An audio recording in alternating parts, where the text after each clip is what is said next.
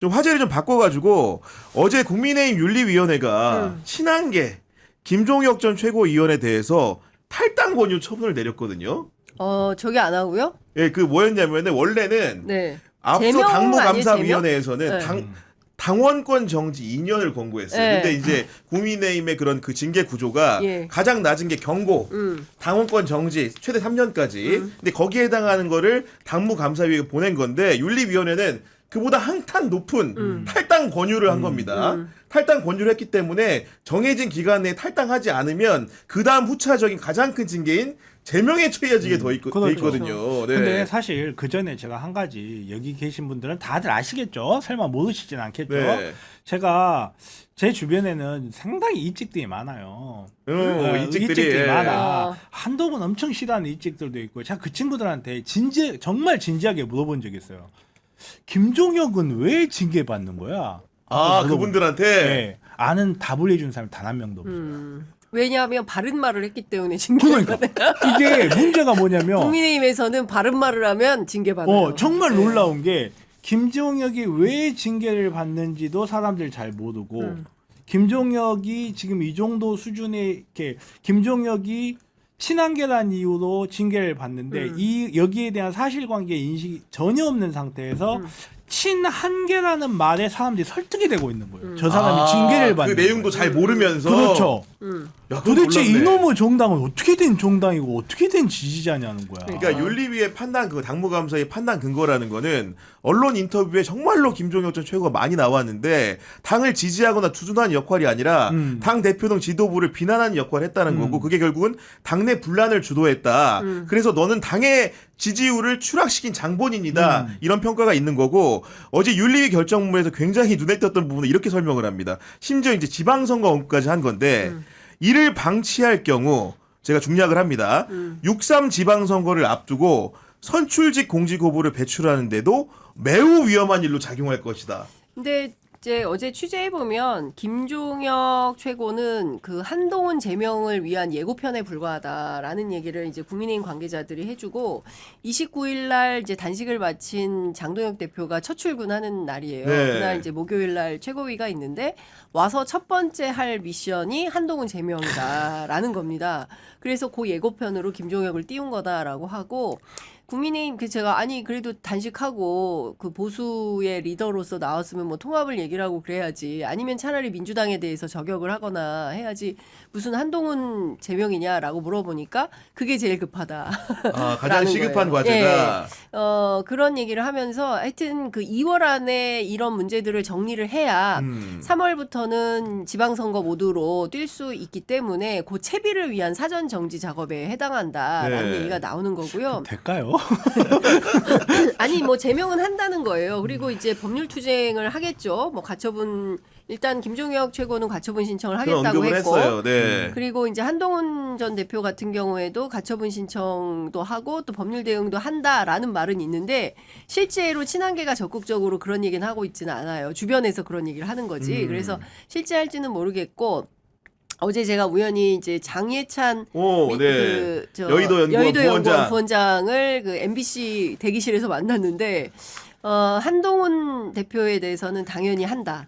예, 제명 처리한다라는 거고 그 두 번째는 아까 말씀드린 대로 그 국민의힘 내부가 지금 이 채비를 확실하게 하지 않으면 지방선거 쉽지 않기 때문에 네. 뭐 이런 채비를 한다. 여러 가지를 이제 얘기를 해주는데 중요한 것은 한동훈 문제를 해결하는 것에 대해서 장동혁 대표가 진심이다라는 거를 적극적으로 피력을 했습니다. 아니 지금 아까 만났다고 했던 장해찬 부원장이 그 MBC에 이제 방송에 출연해가지고도 이제 한 얘기가 전해졌는데 그 내용을 보면은 일부에서는 지도부 안에서도 처음에는 한동훈 징계 수위를 좀 낮추자. 이게 송원석 이런 의원. 의견들이 네. 있었는데 그럼에도 불구하고 지금 중징계를 때려가지고 제명을 하려고 하는 이유가 두 가지랍니다. 네. 하나는 단식장의 모습을 드러내지 않았다. 맞아요. 두 번째는 오히려 주말에 장애 집회를 부추겼다. 이런 식의 설명이에요 지금. 맞아요. 네. 그 답을 해야 돼요? 아니 그런 식으로 뭐 오라고 했어? 네. 오라고 한 것도 아니고 지금 나 제명시키겠다고 단식하고 있는 사람한테 제명 당할 사람이 가라고? 네. 그리고 그래서 한동훈 대표는 굴욕적이어서 안 갔다는 거고 또 장해찬 최고 말로는 안 오길 잘했다. 왔으면 명분이 좀 없을 수 아니 있어요. 오히려. 네. 명분은 어떻게든 만들었을 거고 그게 제명 사유였으면 처음부터 윤리위원회는 왜 열었는데 그러게 따지면 정말로 제명 사유가 저기 뭐야 단식하는데 안 왔고 주말 집회했다 그러면 처음부터 윤리위원회 안 했으면 이런 일 자체가 안 생겨요. 안 생겨지. 원인과 결과의 그냥 문제인데. 어떻게든 지금 현재의 입장에서 자기 당의 지지자들이 들었을 때 명분이 될 수 있는 말을 던져주는 거예요. 어디 감히 당 대표가 단식을 하고 있는데 얼굴을 안 들이밀어. 그러고 지금 명분을 그렇게 사후적으로 갖다 붙이는 네, 거잖아요. 그것도 그러니까 있고. 다시 한번 그 질문을 안 할 수가 없어요. 김종혁은 도대체 왜 징계당하는데? 그러니까 바른 말해서요. 어. 아니 근데 그 얘기를 하더라고요. 그 국민의힘 의원들도 지도부도 가서 얘기했던 게 뭐 제명은 좀 심하지 않냐, 좀 수위를 낮추는 게 좋겠다라고 얘기를 했다가 주말 집회를 보고 나서 이건 안 되겠다 야, 해서 이게 돌아갔다는 거예요. 그래요. 여론이 네. 이제 그 얘기를 장해찬 씨도 하고 그다음에 중요한 거는 이번 주에 또 집회를 연다는 거예요. 그렇죠. 근데 이 집회 한동훈 대표는 나올지 안 나올지 모른다는 거죠. 그래서 혹자는 집회해라 이렇게 분위기는 띄워놓고 정작 본인은 나타나지 않는 식의 정치는 이게 뭐냐. 아니 근데 진짜 재밌는 게 지난주 토요일 날 여의도에서 지지자들이 집회를 했잖아요. 이번 주 토요일도 합니다. 근데 그 대미의 마무리는 어떻게 끝나는 줄 아십니까?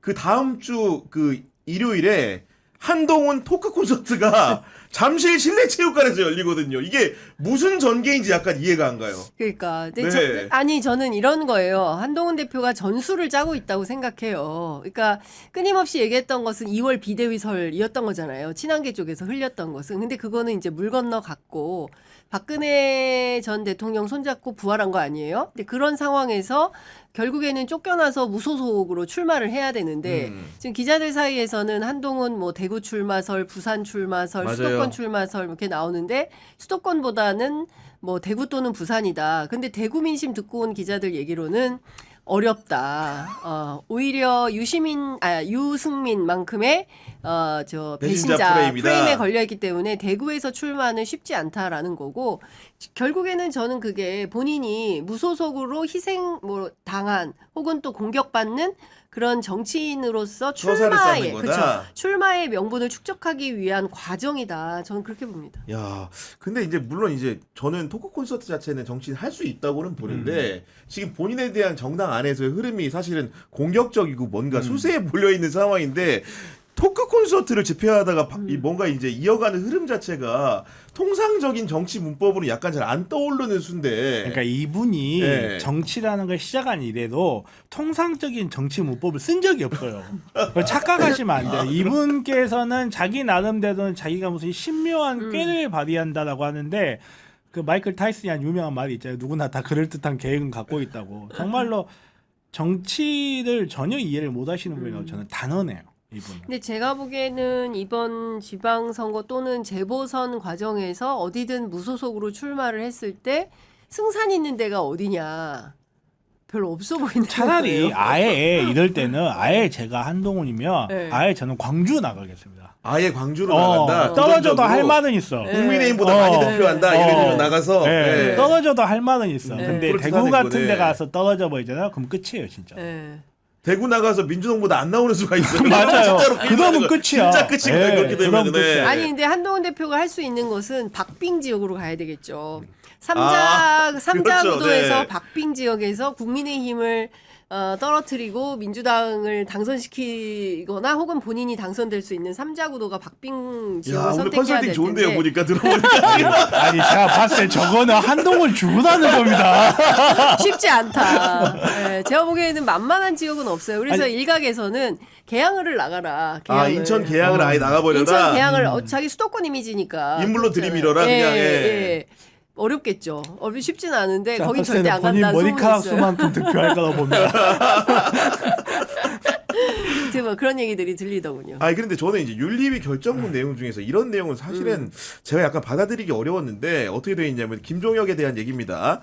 만약 피조사인이 온전히 표현의 자유와 양심의 자유를 누리고 싶으면 탈당해서 자연인의 자격으로 논평이나 비평을 하면 된다. 이게 저는 말도 안 되는 말도 안 아, 되는 진짜 이게 네. 요거는 결정문 내용 자체가 저는 이런 얘기를 적을 수 있다는 게 놀랍거든요. 거의 그 옛날 김병조 코미디언의 지구를 떠나거라 거의 이런 수준의 그런 주장을 거죠. 하고 있는 네. 거예요.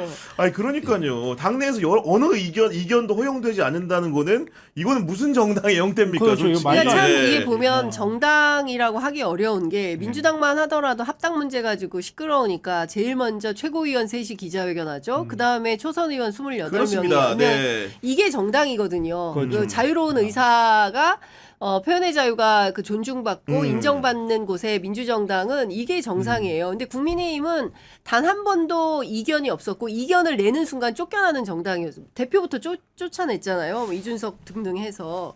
근데 이런 과정을 보면 이 당은 무슨 군사집단도 아니고 민주정당이라고 하기가 어렵죠. 그러니까 네. 이런 사소한 이견, 당에 대해서 비판하는 것은 절대 허용할 수 없어. 아, 진짜. 우리 당에 대해서 비판할 거면 너 나가. 자연인 자격으로 나가서 떠들어. 이제 이런 거거든요. 이런 결정문이 만약에 민주당에서 나왔다고 생각해 보세요. 난리 났죠. 난리 났죠.